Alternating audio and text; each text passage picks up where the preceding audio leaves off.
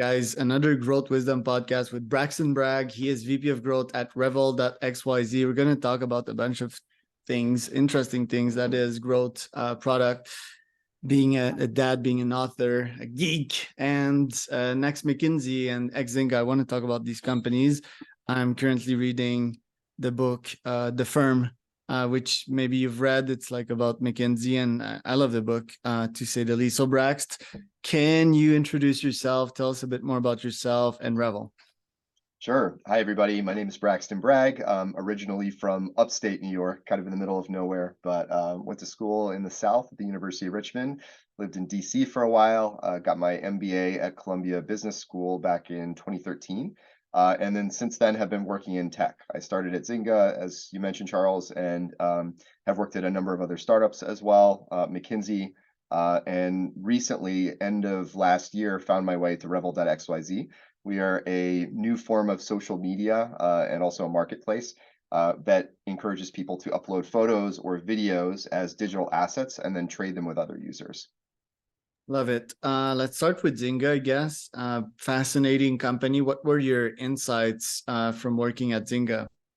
I loved my experience at Zynga, especially in retrospect. So I started working there in 2013, and I was there through almost the end of 2015. So about 2.5 years. It was my first product manager job, and I think they were one of the best companies in the world at that time, with regard to training new product managers, helping them understand what the role was, really defining the role because it was a much less mature discipline in the technology industry at that time. Teaching a data-oriented approach to product and to problem solving. I think we said, at least when I joined initially, that we were data-driven. I think that evolved to something that I think is more appropriate in product, which is data-informed. So that journey was a really interesting one as well. And the people there were just amazing, and it was a lot of fun, despite going through some tumultuous times while I was there. Did you get to speak to Mr. Pincus? Yes, I did. Yes, I did. So when I joined the company, he was no longer the CEO. He had stepped down a little earlier that year, and Don Matrick had joined as kind of new executive leadership. And there was a lot of turnover in upper management during that time as he built his team. It only lasted for a little under 2 years, actually, and then Mark Pincus came back. But he was kind of around and accessible during that time. We would see him at parties and happy hours, or for different product reviews. So I always thought he was a really interesting guy. He can be controversial, I think, with respect to some of the things he said and done. But there was no doubt that he cared a lot about that company and the culture of that company. And it was really a breath of fresh air when he came back in to reassume control and kind of right the ship a little bit. And the leader he chose since then, who I didn't work under, but his name's Frank Gibeau, has just been fantastic. And I think Zynga has been in a much better place since that time. Is it fair to say that founders most of the time are wartime CEOs, via the CEOs that they hire are more peacetime? It's a good question. I think that he felt that he was really good at that 0 to 1 or maybe like 0 to 5 stage, but not so great once the company was public and had scaled much larger. And that was why he originally stepped back. But the DNA was still super important to him in the culture. And when he felt like we got off track, he wanted to come in and try to right the ship. Because I'm not sure if it's also fair to say, to mention that peacetime CEOs are more scalers. If we take Tim Cook, let's call it scaled Apple from 100 billion to 1 trillion, I guess we could say it that way. It's more rinse, wash, repeat type of leaders, and not that much like about innovation, right? Like Steve Jobs. Was Marcus also that way? Mark Pincus? Yeah, Mark. I Yeah. call it Marcus, like No, combination it's of okay. Mark and Pincus. Yeah, no, I think he wasn't necessarily great at that stuff. So even after he came back, he was only there for under a year before he brought in that next executive, Frank Gibeau. And I think it was really mindful of him to realize that he wasn't the right person to lead Zynga long term at that point for the second time. You look at Frank, for example, and during his tenure, I think that what they've really done is shored up the evergreen games and franchises. They have made some wise acquisitions that sort of took advantage of Zynga's scale and publishing and cross-promotion capabilities that were very accretive, and all of that sort of led to ultimately its takeover by Take-Two Interactive. And Zynga had to make this transition from being a Facebook oriented gaming company to a mobile gaming company, along with other companies in the space at that time. And it was really difficult and painful, but I really do believe that they're one of the best players in the space right now. And that's why ultimately they were acquired by a very traditional gaming company with great AAA games and great IP, but they haven't, Take-Two traditionally has not been able to crack that mobile nut, and Zynga does bring that expertise. Yeah, and correct me if I'm wrong. The story of Zynga is that I think that Mark Pincus invested in Facebook and then realized about the hyper growth of the platform and started building Farmville or games, many games on Facebook. Farmville got a major product market fit, and from there that really scaled the company, which kind of explains the why, but I guess it's mostly Mark Pincus, the why behind the explosion of this company. I want to ask though, developing games like casino games and so forth as a product leader, where do you draw the ethics line when it comes to hooking people to the games? Yeah, no, I think that's a great point.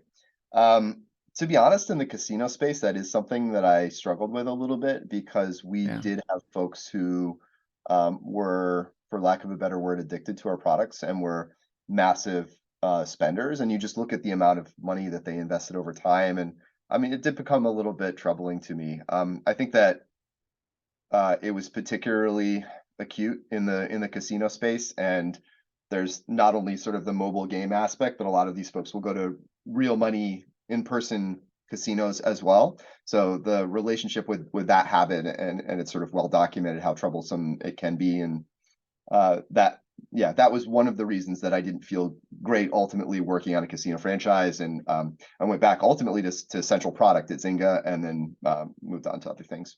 Yeah, it's hard, right? Because you cannot really put disclaimers in there, because the net effect of that is them losing interest in the product. You can't put like messages like, look, you need to get your life together. Well, I mean, obviously you won't mention that, but like maybe you should limit the consumption or your time on the product. I mean, Apple did it. And I do with the screen time consumption and so forth.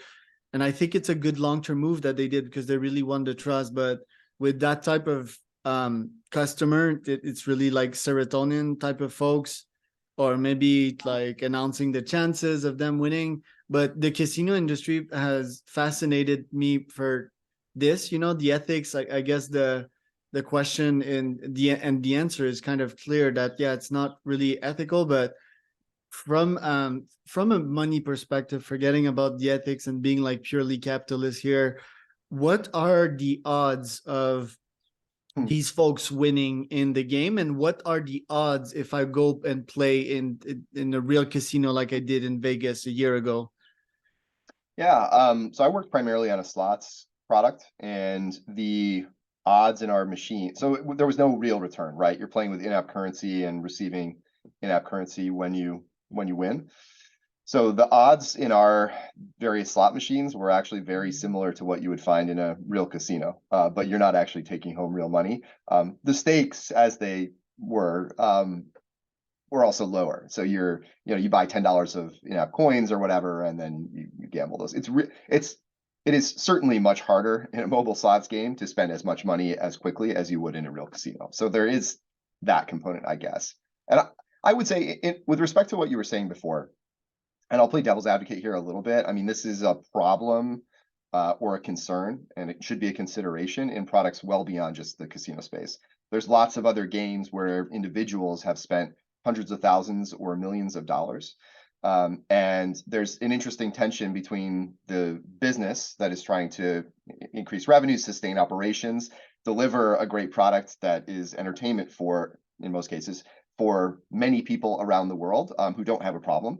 And then there are folks who spend a lot, and actually for some of them, maybe it's not a problem either. And this is how they choose to spend their money and what they want to do. And there's real value in the enjoyment they get out of it, and potentially the status they get out of it too. Right. You look some of the like major strategy games on mobile, for example, and some of the top players who oversee these guilds and have a lot of recognition. They are sort of well respected for that and well known for that, and perhaps there's sufficient utility for them to justify that kind of spend. Right. And yeah, I thought about skins, for example, but skins is hard to get a financial rune. If you go level 2, you'll have World of Warcraft at $30 ish a month that I spent, start from 12 years old to 17. And yes, I did get a bunch of recognition, just that the subscription cannot lead to your financial ruin. I also think that in these games, yeah, you can trade off items and somewhat start your entrepreneurship. And yesterday I was somewhat reflecting on that. My first exit was at 14 or 15 years old. I sold my WoW account for the very low price of $300. I say very low price because I was the best torrent hunter on my server. Well, the best player on my server, period. And yeah, that was worth way more than that. So yeah, but Zynga is still like a company that I studied. It's quite fascinating. Weebly is another big one. Any lessons or product lessons you've learned from your time there? Yeah, so that was the first time I worked on a web product, a pure web product. I didn't really have much work to do on their mobile application, and it was more of a growth-oriented role. So it was my first taste of that. That said, it was product-led growth. So what I was doing was managing our sign-up flow and our different paid packages, so which features were included in which one, as well as the in-app conversion triggers and then the checkout process. So all that was pretty interesting. There were certainly elements that I had encountered before at Zynga, but we did a lot of rapid experimentation to sort of determine, at each stage of our funnel, where can we get the maximum output, the maximum conversion rate from our users to coming to our homepage, to creating an account, or maximum the highest conversion to paid from free, or the highest average transactions amongst those folks who are converting. So a lot of interesting problems to talk about and think about and work with other stakeholders in the company on. Right. And a team throughout your career is really gaming. Like, how did you get into gaming in the first place? And what brought you to gaming? Are you still a gamer nowadays? Thank you for asking. It's one of my favorite things to talk about. Yeah, I've been a gamer since I was around 5 or 6 years old when my aunt got a Nintendo Entertainment System, and my brother and I were obsessed with it. Anytime we went to her house, my parents got me a Game Boy for Christmas a few years later. So that was our first like home console, I guess. It was a mobile device, but Pokemon Red. yeah, I think I had Pokemon Blue or Yellow, and my brother also Blastoise. got. Yeah, it was great. A lot of Tetris. I played all the Super Mario games, the Wario games, all of that stuff. And yeah, it's never really stopped. I would say I'm more a PC gamer than anything these days, but I also have a Switch and a PlayStation 4, and I got a Steam Deck. I don't have much time to play because I have 2 young kids and a busy job and other stuff going on, but I dabble in Fortnite a little bit, and more recently I've been playing Diablo 4. My brother too. I sold my Switch, and yeah, like I've decided to not spend any more time in video games lately because I felt it was bringing my brain to this kind of dopamine addiction, and behaviors I didn't really want to take, like taking the easy path and so forth. Because my mental model at first was like, oh, I'm gonna reintroduce video games in my life once I became an entrepreneur a decade ago, and I was like, it's gonna improve my reflexes, whatever that means, on my computer, my decision making time. It's gonna help me relax, and theoretically, it's gonna help me improve cognitively. But these are the theories out there. There's studies mentioning that. But in real life, and that's where I put the asterisks with real folks. Sometimes it's better not necessarily to look at the science. Maybe the science can influence you to take some decisions, but really look at what it does to your body. And that requires like a strong level of awareness. It took me like 4 years to realize that me playing Diablo 3 on my Switch and Super Smash and Rocket League didn't add net value to my life. And yeah, I didn't have time. Like this week, I stepped my time on my business from 10 hours a day to like 12, even 13. with this like recession looming, I doubled down the intensity, and I had a retreat with my friends and realized they were logging in 15 hours a day. So I was like, yeah, dude, it's time to step it up. And what mental models do you use when playing video? I guess it's like once a week or once a month. Like, do you still think they add value to your life? They help you chill, or? Yeah, I think there's an enjoyment aspect to it. For me, also, they're a major social outlet at this point. So I'm generally not playing video games alone unless I'm on a flight. Other I than was that, playing Rocket League with my brother, but he used to get angry and mad at me all the time. That my brother, he gets angry in video games, especially when we're losing, and he was always shitting on me. So that was another reason, because at first it was like social. I used to play with my wife as well, but it doesn't like bring it doesn't like interest her, the video game. So I was left with my angry brother. So I was like, no, it's the end. yeah, we don't get too competitive. I think for us, it's more about the experience and being able to hang out. A lot of my brother and my close friends actually are elsewhere geographically, so I don't have Yeah. many opportunities to hang out with them in person. And this is a way for us to do something that we all enjoy together and talk and hang out. Yeah, that was my same model. I also would say, I mean, professionally, I have gravitated towards experiences that are either pure gaming or heavily gamified because I think that makes working on them more fun, and I think that makes Right. them delightful experiences for users. Even if you're doing something else, there are, if you're using a productivity, actually, Duolingo is a great example, right? This is an app that if you're using every day, should, I believe, help you become more familiar and proficient in speaking another language. But they have applied a lot of different techniques and concepts and features from mobile gaming and elsewhere to help make that experience a little less dry than you might get from just using a language study guide or something like that. Yeah, in your case, since you're directly in gaming, I see the ROI, or I mean, your background and so forth. And nowadays with Revel, which we're gonna talk about in a moment, it was also one of my theses that, I'm playing video games, I'm gonna bring gamifications to my businesses. But yeah, in the end, it was mostly reflexes and kind of playing an opponent at Smash or Rocket League. Hmm. And my brother is really competitive, but like me, I'm also somewhat competitive, and it used to spike my cortisol as well. So, and I used to play Yeah. like at 8, and I would see that my sleep wasn't as good, cortisol slash adrenaline, which Yeah. is super interesting, by the way. So yeah, that didn't work out too. Nowadays I still play chess.com, on my mobile phone. Amazing game, so simple. And it's funny because with AI and all of that, people thought that humans would stop playing chess, but they haven't. That it's like more popular than ever. They're streamers. Yeah. And I guess the name of the game is just like chilling and having fun with chess. But I also find myself competitive sometimes. Let's say that I lose 2 to 3 games in a row, then I'll want to win, and then I might lose a fourth and a fifth until like I really get my win. So you can see the obsession, the LCD in there. Any thoughts on these behaviors? The first thing that came to mind, honestly, is that you're speaking to a certain type of persona that apparently, for you, competitive behavior drives a lot of your interest and engagement in gaming. But there's other folks for whom status is really important.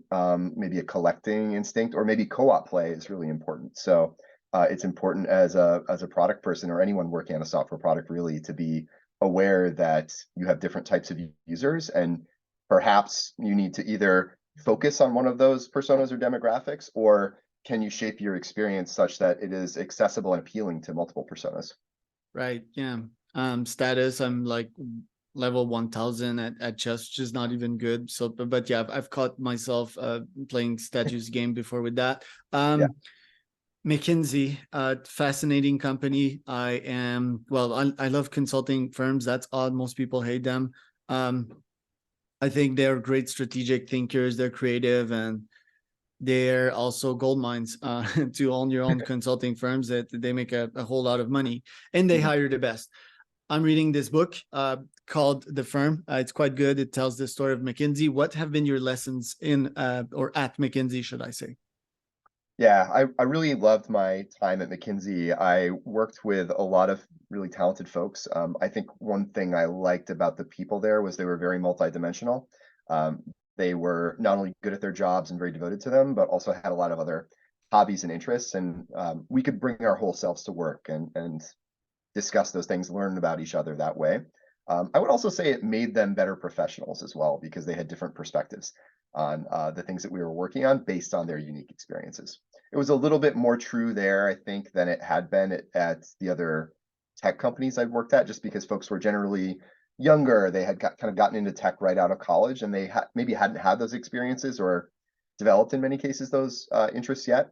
And this is not a slight to those folks. I'm sure, you know, a lot of them are amazing colleagues and friends and whatnot. And certainly I'm generalizing here, but that was just something I noticed about McKinsey that was particularly enjoyable. I worked with teams in India for the first time. So kind of professionally, that was an interesting experience because there were cultural differences that I had to learn about and manage.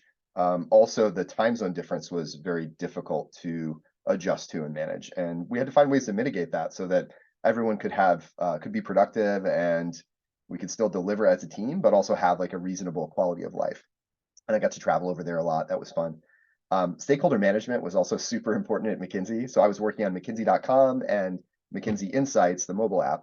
And we published a lot of our thought leadership basically on those platforms. And it was a very important marketing, brand building, and lead generation exercise for the company. Um, and consequently, there were eyes on this stuff from all the way up to senior partners all around the world.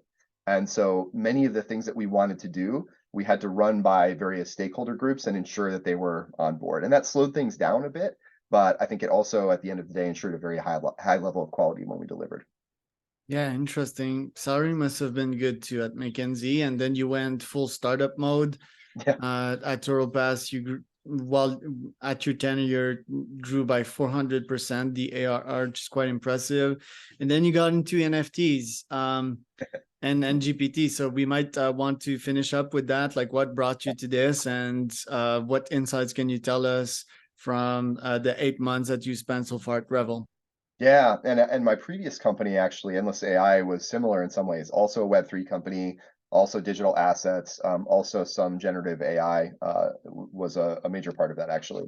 So ThoroughPass was my first sort of B2B experience, and there were lots of aspects I liked about it, lots of learnings I could apply from previous product management roles to what I was doing there.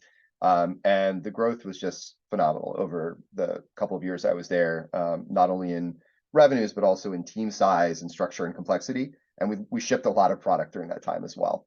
I did find myself missing practicing consumer product management. There are differences that were exciting to me, and I wanted to get back to that stuff. I didn't intend necessarily to get into Web3, but what happened is that the folks at Endless AI reached out to me because I was in New York. I had some gaming experience and a lot of product experience. I started advising them just a few hours a week, and that sort of grew into something that became a full-time opportunity. And that's how I first found myself in Web3. And I'd been a crypto hobbyist, but not really dabbled in NFTs at all. So that was kind of my first foray into that area as well. And I just found it really great being back in consumer product, really great exploring this new Web3 space with lots of other folks, but not that many people yet. Like, not a lot of product people have worked in Web3 really. So I thought that might be a competitive advantage for me going forward. And then also I figured even if Web3 didn't go anywhere, and there's a real question about that, I think at the moment, at least for now, I would also have some exposure to AI. We were working with GPT-3, and we had a commercial contract with them long before, in fact, ChatGPT had been released into the consumer wild. So I had some early experience training GPT-3 models and just sort of understanding how generative AI worked. And as we've seen, I mean, that's become only larger and larger. And we're doing a little bit of that now as well at Revel. We have an integration with Stable Diffusion. So folks who use our app can use Stable Diffusion to create art or other images. Love it. And yeah, the idea is pretty cool. That is, if you unlock the influencer, I mean, if you'd have Logan Paul, for example, he could sell his picture and people could own them. Just that the guy already makes tons of money. He's super busy. Why would he accept to like do that?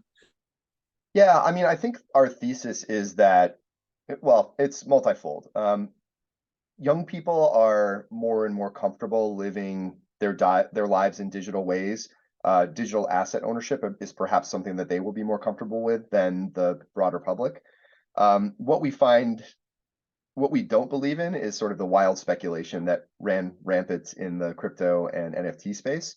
So what we're trying to do is bring some of these new technologies that could unlock some interesting possibilities, both on the creator side, but also on the fan or the follower side, to experience that relationship in new ways that could also deliver value in different ways. And we're doing that by kind of following like somewhat of a traditional social media model, but also enabling this marketplace inside that where there's shared ownership in that relationship that I discussed. So it's still super early. We're working right now on product market fit, but it's a freemium app. I mean, you can come in and experiment with it at no cost to the user. We do have in-app purchases to sort of help facilitate trades between users, but it's hardly the kind of thing that would be like debilitating to most folks to experiment with. And Right. hey, like a great way to experiment with generative AI too, if you haven't tried Stable Diffusion or Midjourney, or DALL-E or any other alternatives. I really love the idea. Let's see like how NFTs plays out, and Yeah, you know it's hard for me to wrap my mind around this because I'm not really a millennial. I think millennial really think differently, and yeah, that's also cool. But I really love the app, man. So where can people find out more about you, Braxton and Revel? sure. Let's see, I've got a personal website, braxtonbragg.co. So that's available on easy to find on LinkedIn, Braxton Bragg. There aren't that many of us out there with that name. And for Revel, you can go to revel.xyz or find us in the Apple App Store or Google Play Store.